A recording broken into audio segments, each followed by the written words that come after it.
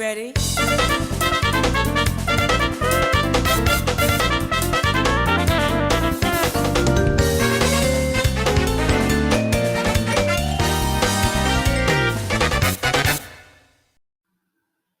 Hello everybody, welcome once again to another video on Ugo Creates and Comics TV.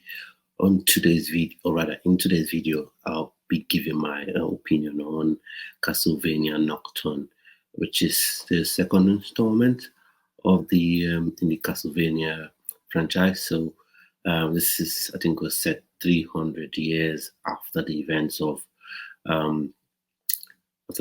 Castlevania with Trevor Belmore and Fire. And so this one is set in the French, during the French Revolution era. So there will be spoilers. So if you don't want spoilers, you can go watch the series and then come back and watch this video later. But there will be spoilers. Not in great details, but there will be spoilers as I go on through the video. So let's dive right straight into it. Now, it opens up where we see Richter Belmore, who is the protagonist or the main protagonist of the story, and we see him with his mother, who is attacked by Olox, who is a vampire, fight, and then she is killed. And it all runs through the story of, the vampires sort of leading or dominating society via the elites and wealthy class in Paris at that time, and then we're also introduced to other characters as well, like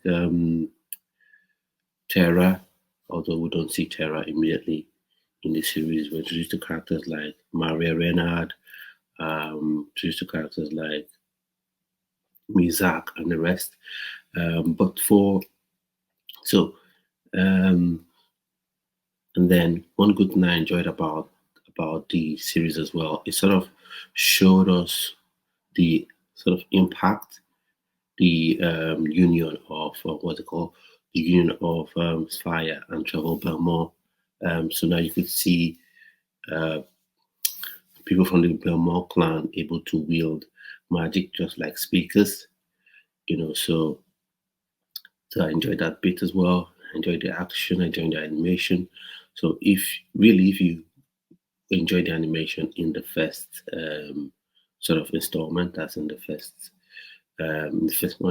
installment, the first part of the franchise, that's the ones therein, the one featuring Trevor Belmore as Fire and the rest of them, then you definitely enjoy the animation as well. And I think it's slightly better than the previous one. So the second installment, the animation is slightly better than the first one.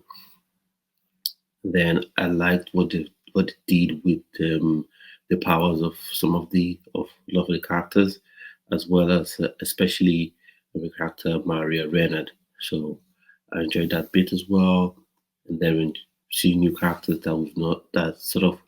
we didn't get any, that has no link, but a character that has no link to the previous installment. So that was the Abbot, and the Abbot is sort of like a priest, but he sort of has a way of creating night creatures. I think, from my understanding, might be wrong, but from my understanding is he has some connection, or rather has some sort of partnership with a demon in hell. So maybe how he's able to do it, but essentially there's a machine that transforms dead people to night creatures. And so he is sort of against the revolution, the French Revolution. So because in his mind he feels that the French Revolution is sort of leading people to stop worshiping God. So it's a bit strange if you want to get people to worship God, or you're afraid people will be leaving God, to then decide to partner with sort of being linked with a demon. And then also the vampires, we get to see vampires with different sort of powers, different sort of abilities, shape-shifting abilities. So Orlux, I think he could transform to um, a weird creature, just a combination of a serpent and a dragon. So that as well, and then so back to still on the vampires, they have different sort of powers. So, um, but one thing that I didn't quite like, two things rather, I do think I didn't quite like um, um, in the series. Now, the first bit was Mario Renard, something that happens in the end, because I've already said it that there'll be spoilers. I'm not trying to spoil it, but there'll be spoilers in this video. So one thing that I didn't quite like was because in the end, we get towards the end of the series, I think probably in the let's say the fifth or sixth episode, because it's an 8 episode series. I think in the sixth episode or seventh episode, it gets revealed that the abbot was indeed the father of um, Maria, Maria Renard. Her mother is indeed Terra. That's already known all through. You get to know that all through the season, from quite early on, and then we reveal towards the end of the season that the abbot is her father. Now, for me, I have no problem with that. But what's really sort of got me not upset, but I didn't quite buy in, was when Maria sought out her father, despite warning, despite her mother not wanting her to do that, she left and went to to to sort of the church to have try to convince her father to join herself and her mother. Now, why I didn't buy into this is because usually if someone had grown up without a father or mother or someone who hasn't been in their life, you know, if then they discover that person is a bad person or is actually doing something bad, I don't think that they would, in addition to the initial hurt of growing up with other person, leave where they are and go seek out that person who is evil. Now, it's one thing if that person has some redeeming qualities, one thing if that person has some good qualities or is in a better position than they are in, then you kind of buy into why they want to reconnect, with that person. But when someone is actually evil, having and you're a good person, having to reconnect with that person, I don't quite buy. I don't quite buy into it. And then towards the end, the two other characters I've not mentioned as well that are very important. There's Edouard and there's Annette as well. So Annette, I think from take of it is Haitian, but of course Haiti has links to Africa, West Africa, Nigeria with Arisha and Ogun and all that. Nice to have them mention that as well. So that was nice from a Nigerian perspective, although from Haitian perspective as well, that was nice. So and then yeah, so Annette, she has the power to sort of control the earth, so she can cause earthquakes. She can even make steel right off the earth, make them into weapons, and that was something nice as well. And that was something that I hadn't that caused me to have an issue with how the series ended, because the main plan towards the end of the season was the main plan towards the end of the season was for our heroes to create a portal to push this machine that creates nine creatures through a portal back to hell. Now, fine and good. What happens at and there's Elsbeth. Elsbeth is sort of the big bad in this particular season, and I think from the way it ended, she will be the big bad at least for the next season. Except she's on her life very quickly in the beginning of the second season, but I think she'll be the big bad for at least the next season as well.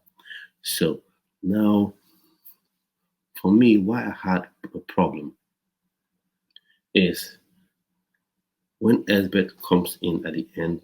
She comes into the airport where Maria and then Tara and then Richard Belmore, Annette, and all the likes are in. you know, when she comes in there, all powerful and mighty, trying to, you know, because she had an agenda, a plan to take, or what's his name now, to take Maria Rena and turn her in for her own purposes, which was not revealed at the time, but it turned out that she wanted to make her a vampire. Now, everyone was trying using their various powers on her, you know, they're using their various powers, their various abilities on her. Belmore was trying to use his whip. I think like had some sort of lightning and sort of flame, I believe, blue flame around his whips and his whip and all that. So they're all trying to use their powers. Maria Bernard, because she had this ability where she could open up a portal and unleash magical creatures. So she was using those magical creatures, trying to sort of fend off or fight against Esbeth. Now that wasn't the problem. That Esbeth. The problem wasn't that Esbeth was able to easily defeat them, but my problem was someone who has the ability to cause earth to shake, cause earthquakes, was on the team, and never for once did she even try to bury Esbeth in the ground.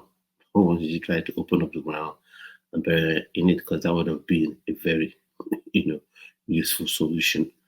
But all in all, I enjoyed the series. I think it built off nicely um, from the first installment.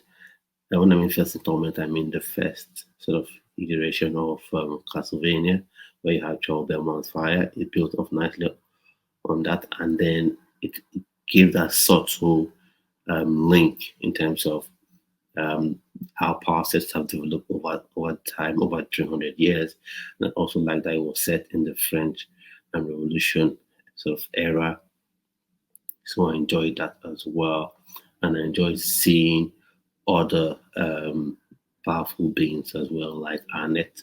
I enjoyed seeing that. And then I also enjoyed the character development, because we had room for character growth and development. So for Richard Belmont, there was character development as well, because he always had fear of coming up against Orlocks or killed his mother, as I mentioned previously. So there was character development in that regard as well. And then there was also character development for Annette too. So and a lot of growth rather, growth for Annette as well, and Edward too. So I think in terms of how the characters grew through the series, I'll say I'm really happy with that bit. So overall, so would I be open to seeing the second season? Most definitely, I bet you. So for my overall rating, I'll give it a 7.5, a solid 7.5 out of 10, out of 10 scores. So definitely hoping to see what they do with the second season. And so I think that we have come to the end of today's video. And so you can